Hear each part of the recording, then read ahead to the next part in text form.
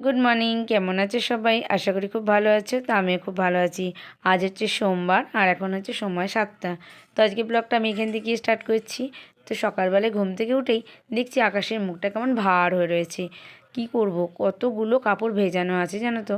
এবার যদি ওইগুলো সার্ফে ভেজানো যদি না কাচি, পরের দিন একটা বিচ্ছিরি গন্ধ ছাড়ে জামা কাপড়গুলোর থেকে। ওই জন্য আমি ভাবলাম না, কেচেই নিই, কেচে ছাদে দিয়ে দিই। যতক্ষণ না বৃষ্টিটা আসছে ততক্ষণ অন্তত জলটা ঝরে যাবে। তাহলে কী বলো তো, ঘরে নিয়ে গিয়ে একটু যদি পাখার তলায় দিয়ে দিই, জামা কাপড়গুলো শুকিয়ে যাবে।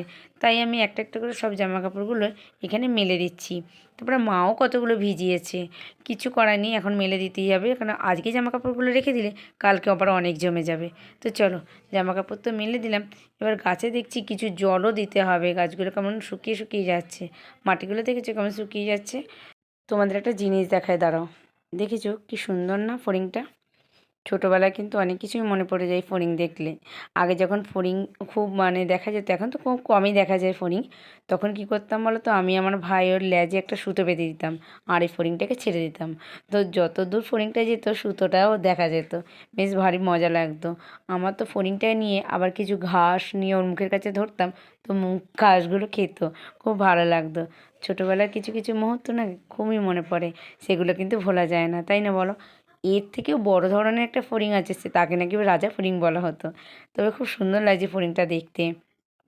এদিকে আমার লেবু গাছের পাতাগুলোতে দেখো পোকা ধরেছে মনে হয়। কেন পাতাগুলো কেমন কুঁকড়িয়ে যাচ্ছে, এরকম তা পাতাগুলো ছিল না। কি জানি, কোনো পোকা ফোকা ধরেছে মনে হয়। দেখতে হবে অবশ্য। তবে বেশিরভাগ তো ছাদে আমি আসি না, কারণ সকালে বেরিয়ে যাই কাজে আর রাতে আসি। তো ওই কিছু কিছু সময় হয়তো সকালবেলার দিকে কাপড় টাপড় মেলতে আসলে আসা যায়। আর এদিকে কুমড়ো গাছটা দেখো, পাতাগুলো কেমন লাল লাল হয়ে যাচ্ছে। কিছু যখনই দুটো করে ফুল আসছে, ফুলগুলো না শুকিয়ে যাচ্ছে। আমাদের পালং শাক আবার শেষ হয়েছে। এই পালং শাক কিন্তু অনেকগুলোই খাওয়া হলো এবারে। বাজার থেকে কিনে এনে খাওয়ার সে তার সাথে থেকে বাড়িতে লাগিয়েছি, এর স্বাদটা যেন অপূর্ব। যতই হোক, বেশি নাই হোক, যেটুকুনি লাগিয়েছি কিন্তু খেতে ভারী মজা লাগলো। আর পুঁই শাকের দানা বলো না, একদম পুরো বালতি ভরে পুঁই শাকের দানা ছড়িয়েছি। আমি যেই শাকই খাই না কেন, আমার পুঁই শাকটা না বেশি ভালো লাগে। আমি আমার দাদা দুজনেই পুঁই শাক খেতে খুবই ভালোবাসি। তো এইখানে আমি কতগুলো পুঁই শাকের সেই মিটুলি হয় না, যে লাল লাল হয়ে যায় দানাগুলো, ওইগুলো ছড়িয়েছি। তো যেই কটা বালতিতে ছড়িয়েছি সবেতে গাছ বেরিয়েছে। কত সুন্দর! এটা হচ্ছে আমার মা পুঁই শাক আনা হয়েছিল, তার গোড়াটা কেটে লাগিয়ে দিয়েছে। তাতেই দেখো কত সুন্দর হয়ে গেছে। সারা ছাদ ভর্তি। বাবা এখন মাটি তৈরি করতেই ব্যস্ত। অনেক মাটিতে ভালো করে সার টার দিয়ে না অনেক মাটি তৈরি করেছিল। মাটিগুলো আনা হয়েছিল, সের মধ্যে সার টার দিয়ে বেশ ভালো করে মাটি বানিয়ে রেখেছে। আর যারই দানা হোক না কেন, মাটিতে যখনই বসাচ্ছি বেশ গাছগুলো সুন্দরই হচ্ছে। ভালোই হয়েছে, অনেকগুলোই বেশ পুঁই শাক বেরিয়েছে। গাছগুলো যদি একটা একটা করে তুলে নিয়ে অন্য অন্য টবে লাগাই, তাহলে বেশ মনে হয় হবে। এক জায়গায় অনেক ঘিঞ্জি হয়ে যাচ্ছে গাছগুলো, নাও হতে পারে। তবে এখানে কিছু ঘাস হয়েছিল, সেগুলো আমি ছিঁড়ে ছিঁড়ে ফেলছি বাইরে। পরিষ্কার করে দিলে গোড়াটা বেশ গাছগুলো বাড়তেও সুবিধা হবে। এখানে আবার একটা লাল পুঁই শাক হয়েছে। জানি না এর দানাটা আমি অন্তত ছড়াইনি, আমি লাল পুঁই শাকের দানা ছড়াইনি, সব সাদাই ছড়িয়েছি। এটা কীরকম করে আবার লাল হয়েছে বলতে পারবো না। যাই হোক, বাড়ুক আগে, তারপর তোমাদেরকে দেখাবো যখন গাছগুলো বড় বড় হবে। তবে এতগুলো পুঁই শাকের মধ্যে অন্তত দুটো কি তিনটে তো হবেই। আর এখানে নয়নতারা গাছটা মনে হচ্ছে মরে যাবে, কিছু কিছু ডালও শুকিয়ে গেছে। আর এই যে বাদর ফুল না কি ফুল বলে এটাকে, এর পুরো গাছের মধ্যে তুমি পাতা দেখতে পারবে না, কিন্তু ফুল হবে। এই গরমকাল আসছে, এখন খুব ফুল হবে। তবে এই গাছটাও দেখো ভীষণ সুন্দর, সারা গায়ে কাঁটা ভর্তি, কিন্তু আবার ফুলগুলো এমন সুন্দর হয়ে থাকে, লাল একদম। খুব ভালো লাগে এটা দূর থেকে দেখতে। তবে এই গাছটা আমাদের একটাই আছে। এই গাছগুলো না মরে না, এগুলো আজীবন বেঁচেই থাকে। দেখো এই যে এর টবটা ফেটে যাচ্ছে, এর গোড়াটা এতটাই মোটা যে টবটা ফেটে যাচ্ছে। আর এই ফুলগুলো না কি সুন্দর, কাঁটা গাছটার ফুলগুলো দেখবে কি সুন্দর গোটানো গোটানো। দেখো কি ভালো লাগছে ফুলটা, একটা থোকা টাইপের, বেশ ভালো লাগছে। সেই শালুক ফুল না কি ফুল বলে না, ওই ফুলের মতো খানিকটা দেখতে এটাকে। আর কাঁটাগুলো এতটাই ধার যে ওর গোড়াগুলো যখন পরিষ্কার করি না, হাতে খোঁচা লেগে যায়। আর আমাদের বাড়িতে তো অ্যালোভেরা গাছে ভর্তি, কিন্তু অ্যালোভেরা কেউ ইউজ করে না। এই যে দেখো গাছগুলো কেমন লাল হয়ে যাচ্ছে। তবে এর গোড়ার মাটিগুলো খুব একটা ভালো নয়, ওই জন্যই গাছগুলো এরকম হয়ে যাচ্ছে।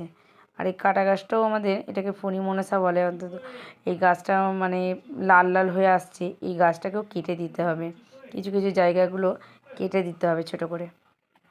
তারপরে এখানে তো মনে হচ্ছে আমার এগুলো, এটা করেছে আমার কর্তামশাই।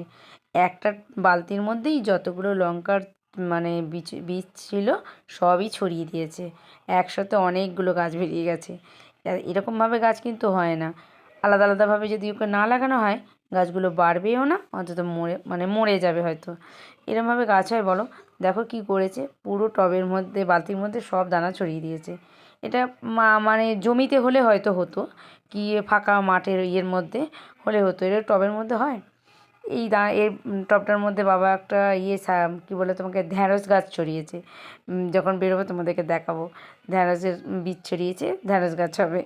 আমার বাবা এখন মানে গাছ লাগাতে খুবই এখন ব্যস্ত হয়ে গেছে, মানে যা পাচ্ছে তারই দানা নিয়ে এসে লাগিয়ে দিচ্ছে। আমি এই জবা গাছটা না ছেটে দিয়েছিলাম, কী বলো তো, দুদিক দিয়ে এত বড় বড় ডাল হয়ে গেছিলো তো, আর শীতকালে তো জবা ফুল ফোটে না, তার জন্য আমি ডালটা ছেটে দিতেই পাতাগুলো কত সুন্দর কচিয়েছে দেখো, মানে গাছটাও ছোট হয়ে গেছে আর পাতাগুলো ভর্তি হয়েছে। এবার এই ফুলটা ফুটবে, তবে এই জবাটা না খুব সুন্দর হয়। তো চলো এবার নিচে যাওয়া যাক, অনেক কাপড় মেলা হলো, গাছও দেখা হলো, এবার যাই নিচে। শুনেছি কালকে আবার অ্যানাউন্স করে গেছিলো জল আসবে না, জলগুলো গামলার মধ্যে মা ভরেছে কিনা দেখি, তা নাহলে আমাকে ভরতে হবে। মানে একবেলা জল আসবে, এখানে পাইপের কিছু কাজ হচ্ছে আমাদের এখানে, ওই জন্যে জলের অসুবিধা আছে বলে অ্যানাউন্স করে গেছে যে জল আসবে না, একবেলা দেবে, মানে 7টার সময় জলটা দেয় সকালে, সেই জলটা দেবে, আর দুপুরে দেবে না, হয়তো বিকালে দেবে। মা দেখি সব গামলাগুলো ভরে রেখেছে, আমি যখন ভরাই হয়ে গেছে আর জলও মনে হয় চলে গেছে, আমি এবার স্নানটা সেরে নিই, তা নাহলে আমার দেরি হয়ে, দেখেছো মা কত কেচে রেখেছে, আমাকে আবার কাজেও বেরোতে হবে। তো আমি এদিকে স্নান করে চলে এসেছি, এসে একটা কাণ্ড করে ফেলেছি, মাথা মুছতে গিয়ে আমার কানের খুলে পড়ে গেছিলো, দেখবে এই দেখো, মানে ভাগ্যিস সেটা বাইরে খোলেনি, তাই ঘরের মধ্যে তাও পেয়ে গেছি, বাইরে যদি খুলতো একে ছোটো জিনিস কোথায় হারিয়ে যেত। আমার এই অভ্যেস আছে জানো, যখনই মানে চুল ফুল আজরাতে যাই কি মাথা মুছতে চায় না, শ্যাম্পু ট্যাম্পু করলে এমন ঝাড়ার থাকে যে কানের খুলে কোথায় পড়ে যায়। এর আগে একটা ছোটো কানের এরকম ছিল, সে কোথায় খুলে পেয়েছে, একটা পেয়েছি আর একটা পাইনি। তো যাই হোক পেয়ে গেছি, ভাগ্যিস ঘরে ছিলাম বলে। তো রান্নাঘরে চলে এলাম, কি এখন রান্না হবে সেটাই দেখছি। অনেকটাই বেলা হয়ে গেছে আর মা একটু আলু সেদ্ধ আর ভাত বসিয়ে দিয়েছিল, তো আগে খেয়ে নিই, মানে জলখাবারটা খেয়ে নিই, অনেকটাই বেলা হয়ে গেছে, তারপরে ভাববো কি রান্না করব। তো এখানে মা দেখো সবারই জন্যেই ভাত বাড়ছে, আর আলু ভাজা করেছে আর মাছ ভাজা, মানে সবারই মাছ ভাজা দেওয়া হয়ে গেছে, আর কিছু মাছ ভাজা আমার ছিল বাটিতে রাখা।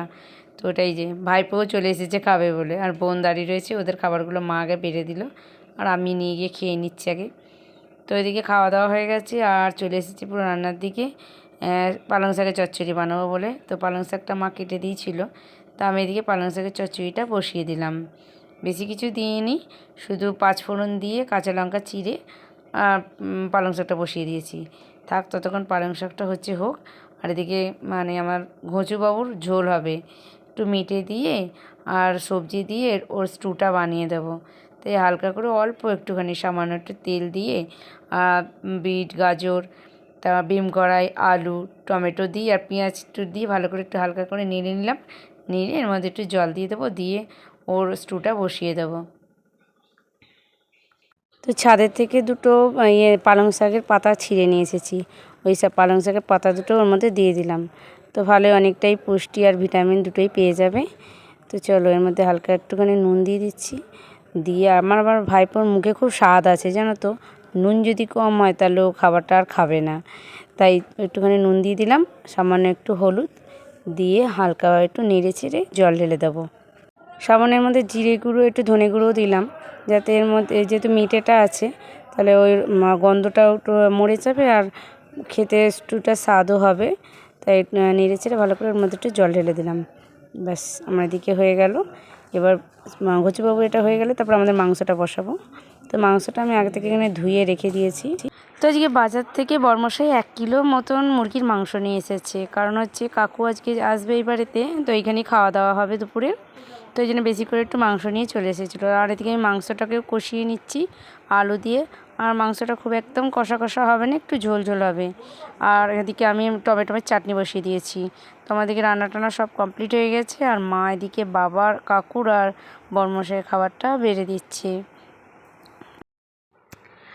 তো সবারই খাওয়া দাওয়া হয়ে গেছে, আর বাকি রয়েছে মা, আমি আর বোন। তো আমরা সব একসাথে সব কিছু নিয়ে বসে পড়েছি। ওইদিকে মা বসে পড়েছে, আর এদিকে আমি বসে পড়েছি, আর বোনও চলে এসেছে।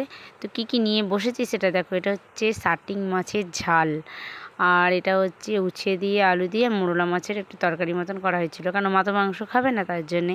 আর এখানে মুরগির মাংস আর চাটনি।